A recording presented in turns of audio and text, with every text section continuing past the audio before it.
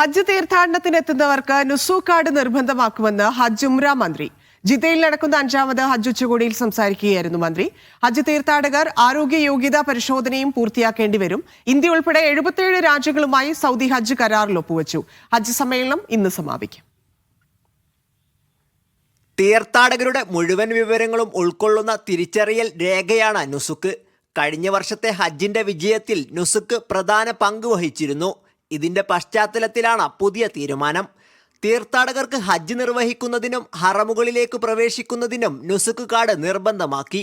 ജിദ്ദയിൽ നടന്ന ഹജ്ജ് സമ്മേളനത്തിലാണ് ഹജ്ജ് ഉംറ മന്ത്രി തൗഫീഖ് അൽ റബിയ ഇക്കാര്യം പറഞ്ഞത്. ഹജ്ജ് കാര്യാലയ മേധാവികളുമായുള്ള അർദ്ധവാർഷിക യോഗത്തിൽ സംസാരിക്കുകയായിരുന്നു അദ്ദേഹം.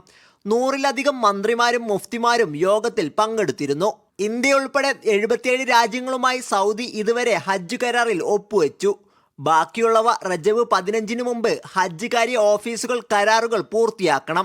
ഓരോ ഉംറ കമ്പനികൾ വിവിധ ഹജ്ജുമായി റിലേറ്റഡ് ആയിട്ടുള്ള ഒരുപാട് എഗ്രിമെൻറ്റുകൾ സൈൻ ചെയ്യുക. പിന്നെ ഒരുപാട് ഇന്നോവേറ്റീവ് ആയിട്ടുള്ള കാര്യങ്ങൾ, അതായത് ഇപ്പോൾ കാറ്ററിങ്, അതുപോലെ ട്രാൻസ്പോർട്ടേഷന്, അങ്ങനത്തെ ഉംറ കമ്പനീസ് പുതിയ വർഷത്തേക്കുള്ള ഉംറ കമ്പനീൻ്റെ എഗ്രിമെൻറ്റുകളൊക്കെ സൈൻ ചെയ്യുക. അതൊക്കെയാണ് ഇപ്പോൾ നടന്നുകൊണ്ടിരിക്കുന്നത്. ഹജ്ജ് വിസ ലഭിക്കുന്നതിനുള്ള അടിസ്ഥാന ആവശ്യമായി ആരോഗ്യ യോഗ്യതാ സർട്ടിഫിക്കറ്റും നിർബന്ധമാക്കിയിട്ടുണ്ട്.